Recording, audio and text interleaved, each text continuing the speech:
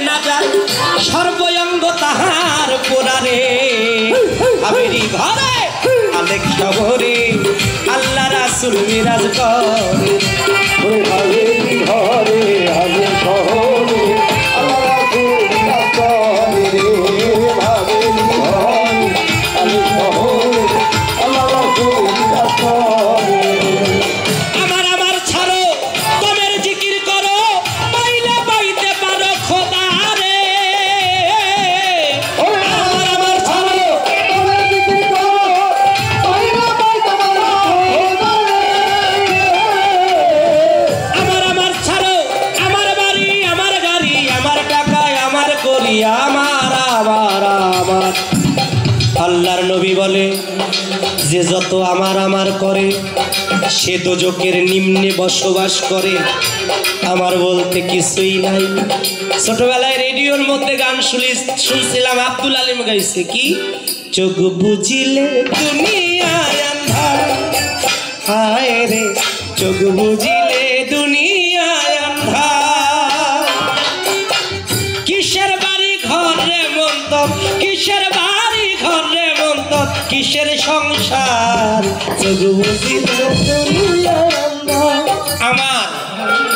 আমার শব্দটা তিনটা মানুষ ব্যবহার করতে পারে তিনজন আল্লাহ বলতে পারে বান্দা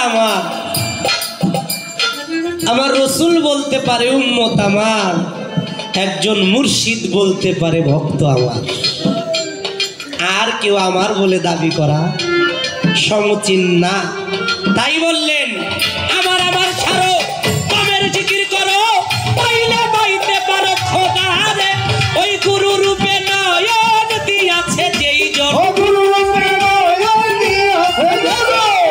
রূপে নয়ন দিয়াছে যেই জন তার কি মরণের ভয় আছে রে আমেরি ঘরে আলেক শহরে আল্লাহ রাসূল মিরাজ করে আমেরি ঘরে আলেক শহরে আল্লাহ রাসূল মিরাজ করে মক্কা কি মদিনা খুঁজলে দেখা মিলে না খোঁজ করো আপন ঘরে রে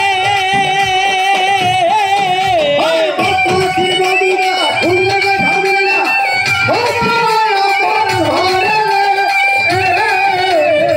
মক্কা কি মদিনা খুঁজলে দেখা মিলে না খোঁজ করো আপন ঘরে রে দেখলে ছবি পাগল হবি দেখলে ছবি পাগল হবি কুলমানের ভয় থাকিবে না রে আমেরি ঘরে আলেক শহরে আল্লাহ রাসূল মিরাজ করে আমেরি ঘরে আলেক শহরে আল্লাহ রাসূল মিরাজ করে পিরিতি বিষম পিরিতি ওই পিরিতি কয়জনায় জানে রে ও পিরিতি পিরিতি হিসাব পিরিতি পিরিতি জামাল দেওয়ান ভাই পিরিতি বিষম পিরিতি কয়জনায় জানে রে পিরিতি নয়নে নয়নে বান বরিশনে তাহে উপজিলপি হিয়ায় সুধা রস পানে তাহে উপজিলরি আর অধরে প্রেম আলিঙ্গনে তাহে উপজিলতি এই তিন অক্ষর মিলাইলে হয় পিরিতি বিষম পিরিতি কয়জনাই জানে রে ওই পিরিতি করিয়া যে জন গেছে মরিয়া আমার আফসার মস্তানের সাথে আমার শাহাদাত চান আমার নূর মোহাম্মদ চান শওকত চান পিরিতি করিয়া যে জন গেছে মরিয়া সার্থক তার জন্ম রে আমেরি ঘরে আলেক শহরে আল্লাহ রাসূল মিরাজ করে আমেরি ঘরে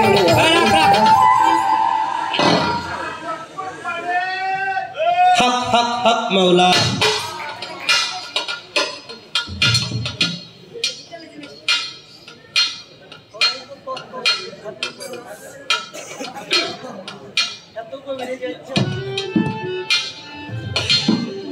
বাবা আমারে কয় আল্লাহ নবীর ঘরে কি, প্রশ্নটা আমার করলে ভালো হইতো, বাবাই করছে।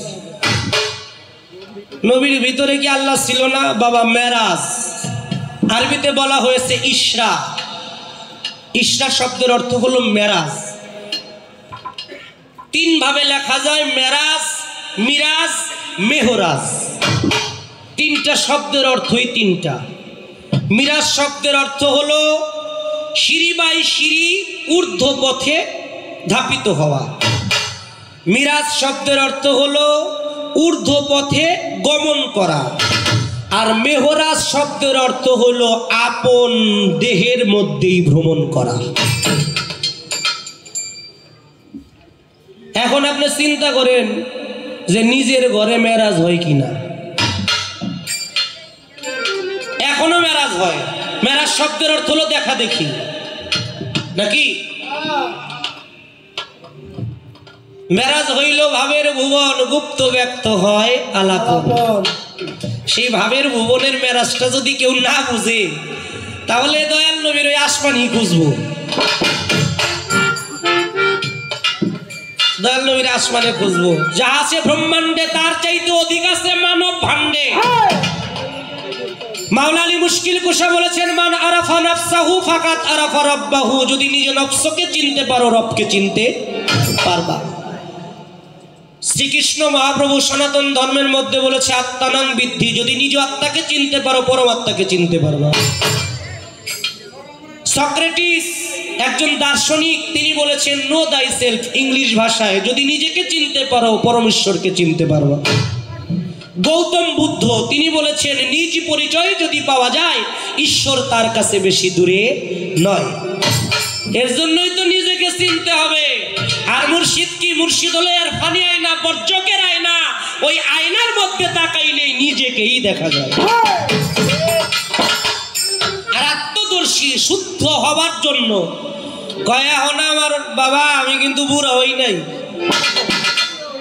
অত বুড়া হয় নাই। আমি কই বাবা, আপনি যেন কোনোদিনও বুড়া না।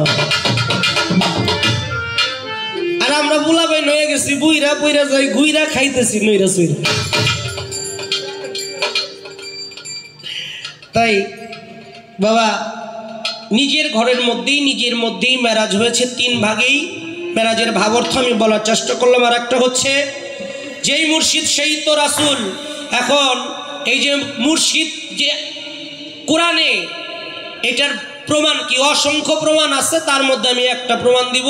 সূরা ফাত্তার 10 নম্বর আয়াতের মধ্যে আল্লাহ বলেছেন, হে রাসূল আপনি বলে দেন, আপনার হাতের উপরে হাত রেখে যারা বায়াতে রাসূল গ্রহণ করলো, তারা আপনার হাতের উপরে হাত রাখলো না, আমি আল্লাহর হাতের উপরেই হাত রাখলো। আর আল্লাহর রাসূল বলল, নবুয়তের ভাগ শেষ, আসলো বেলায়েতি যুগ। এই বেলায়েতি যুগের মধ্যে নাইবুন নবী, নাইবে রাসূল, নাইবে মুর্শিদের হাতে যারা হাত রেখে বায়াত গ্রহণ করলো, তারা ওই মুর্শিদের হাতের মধ্যে হাত রাখলো না, আমি নবীর হাতেই হাত রেখে বায়াত গ্রহণ করলো। তার মানে পীরের হাত তো রসুলের হাত, রসুলের হাত আমার আল্লাহ। রসুল শব্দের অর্থ হলো রেসালাত। আমি কিন্তু আগেই বলে গিয়েছিলাম। তারপর আমার বাবাজি বলতেছে নবী আর রসুল এক জিনিস না। নবী একটা শব্দ। দয়াল নবীর নাম ছিল, ডাক নাম ছিল মুস্তফা, মোহাম্মদ মুস্তফা নবী, নাকি? নবী কিন্তু প্রতিনিধি, প্রেরিত নবী না। নবী হলো প্রতিনিধি। নাবা শব্দ হইতে নবী শব্দের উৎপত্তি। আর নবী শব্দের অর্থ হলো নব, নিত্য, নতুন বাণী পয়দা করনেওয়ালা। বাবা আপনি জানা মানুষ হয়ে আমারে কেন যে এই জল ঘোলা করলেন আল্লাহ জানে। আচ্ছা, আমি আগের বার বলেছিলাম যদি বেলায়েত ধরেন সূর্য, তাহলে নবুয়ত চাঁদ। মানে আল্লাহ হলো বেলায়েত, আমার নবী হলো নবুয়ত। আগের বার বলে গেছিলাম না? এখন এইখানে আবার ধরছে দইরা মোটামুটি গুরান্ত গারান্ত হেমন্ত মহন্ত শাহ অনেক জায়গায় ঘুরছে, ঘুরা গাইরা আসছে। আমার ব্যাখ্যাটা, আমার কথাটা ছিল এইটা, আল্লাহ হলো সুপ্রিম পাওয়ার, আল্লাহ হলো বেলায়েত স্বরূপ, আর নবী হলো নবুয়তের মধ্যে। এখন আল্লাহ থেকেই মানে সূর্য থেকেই চাঁদে আলো প্রাপ্ত হয়, তার মানে আমি নবী যা কিছু পাইছে, আল্লাহ হলো রাব্বুল আলামিন, তিনি ওই জগতের রব, আর দয়াল নবী হলো রহমাতাল লিল আলামিন, তিনি আরো সে আলার মধ্যে আল্লাহ হলো রাব্বুল আলামিন, আর দুনিয়ার মধ্যে হলো দয়াল নবী রহমাতাল লিল আলামিন। এটা কোরআনে বলছে, ওয়ামা আরসালনা ইল্লা রহমাতাল লিল আলামিন। এখন আমি নবীকে ছোট করার জন্য বলি নাই, নবীর সম্মান আরো বাড়ার জন্যই আমি বলার চেষ্টা করেছি। আর আমি কি বাড়াবো? লা ইলাহা ইল্লাল্লাহ মুহাম্মাদুর রাসূলুল্লাহ, কালেমা লিখতে গেলে আলিফের ব্যবহার আছে, তারপরে মিমের ব্যবহার আছে, মাঝখানে দালেরও ব্যবহার আছে। দাল হরফের 24 অক্ষরের কালেমা লিখতে গেলে দাল হরফের এই দোস্ত হইল কোরআনের হাফেজ। 24 অক্ষরের কালেমা লিখতে গেলে 5টা দাল ব্যবহার হয়। এই দালের অর্থ কি? কালেমার মধ্যে তো দুইজনই থাকবো, আল্লাহ এবং রসুল। তাহলে দাল দ্বারা কি বুঝাইলো? দাল দ্বারাই বোঝানো হয়েছে কামেল মোকাম্মেল অলি আল্লাহ পীর মুর্শিদ আদমকে বোঝানো হয়েছে। তাহলে আল্লাহ মোহাম্মদ আদম। বাবা আপনি একটু হিসাব করবেন, আপনি আমি ওই মানুষ কিনা? কোরআনে বলছে 4 প্রকারের মানুষ হলো পৃথিবীর শ্রেষ্ঠ মানুষ। কি? আন্নাবিয়ানা, সিদ্দিকানা, শুহাদায়ে, সালেকিন। এই 4 প্রকারের মানুষ হলো শ্রেষ্ঠ পৃথিবীর।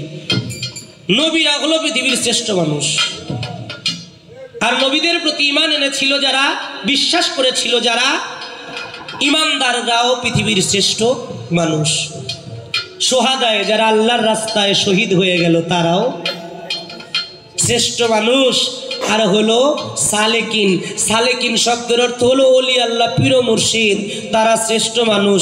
এখন আমি যদি পীর মুর্শিদ না মানি, আল্লাহর কিছু আসে যায়? কোনো মুর্শিদের কিছু আসে যায়? কোনো দয়ালের কিছু আসে যায়? আসে যায় না। মানলে আপনি আল্লাহরে মানলেন, আর না মানলে মানলেন না, এটা আপনার ব্যক্তিগত ব্যাপার। হ্যাঁ, কোন পীরের বাড়িতে তো সাইনবোর্ড লেখা নাই যে এখানে সযত্নে যত্ন সহকারে উন্নত কায়দায় আপনাকে বায়াত করা হবে। ফুল যখন গাছে ফুটে অমনিতেই সুবাস ছড়ায়। হাসনা হেনা ফুল এক জায়গায় ফুটে 2-3 মাইল দূরেও মানুষ ঘ্রাণ পায়। এই পর্যন্ত কথা রাখলাম, আর কথা নাই। আমি একটা গান করব। আমি